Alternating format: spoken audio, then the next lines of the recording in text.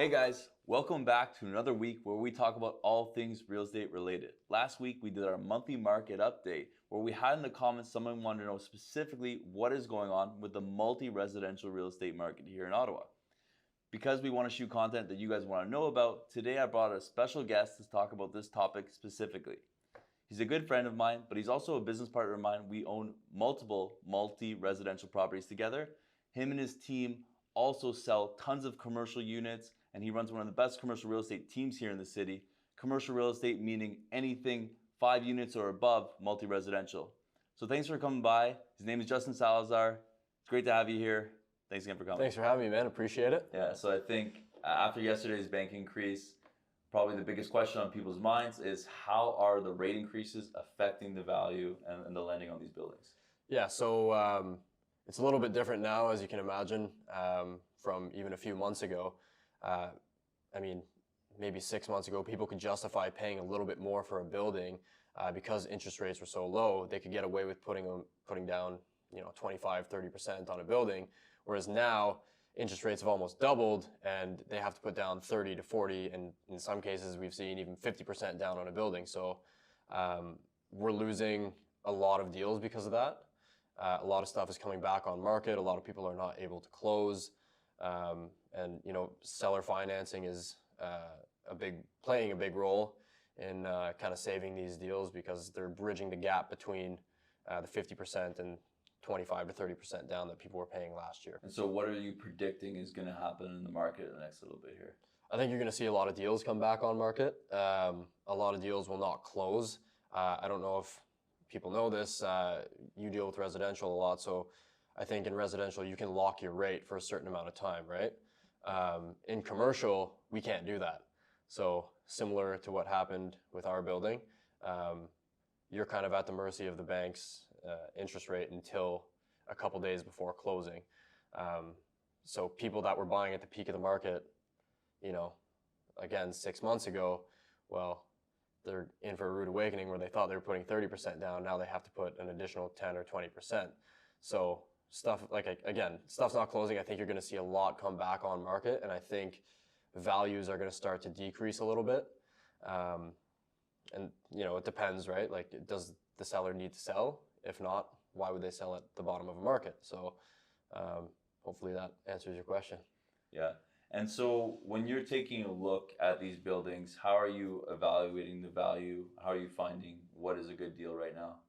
So I think right now, the biggest thing we're looking at is the cash flow of the building and what cap rate we're buying at. So again, referencing back maybe 6 months ago, give or take, cap rates in Ottawa for undervalued buildings were around 3.5%. Even new stuff was going for around 3.5 to 3.75. So with that being so low and interest rates being so low, again, people could justify it. Well, now I think if you're at a 3.5 cap, again, it comes out to 50 or 60% down. So it's a lot more difficult to make that happen, that work. So I think in order to buy properly, it has to cash flow and be priced accordingly. And that's something we're telling all of our clients too is, hey, here's the reality of the situation in the market we're in right now. If you don't want to take that number, then no problem. We'll revisit at a later date when interest rates hopefully come back down. And are appraisals being affected by the interest rate increases? So surprisingly, appraisals are not being affected at all.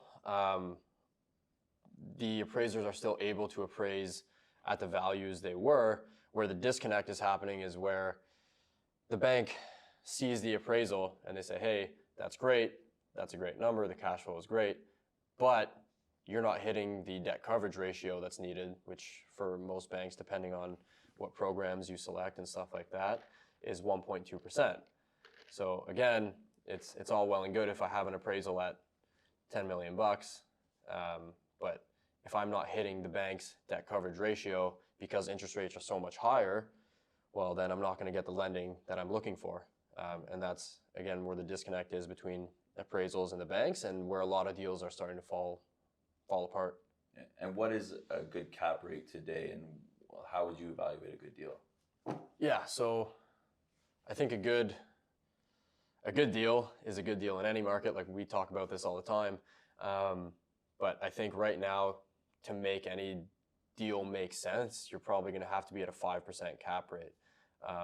So when we're looking at these deals at a 5% cap rate, essentially it's taking the gross operating income, subtracting all of the operating expenses, and factoring in a vacancy rate and factoring in repairs and maintenance and management and that stuff, and then dividing it by the purchase price, or dividing it by, sorry, the cap rate, which gives you the purchase price. So yeah, I would say if you can buy a building in this market at around a 5% cap rate and you're cash flowing, then it's a good deal.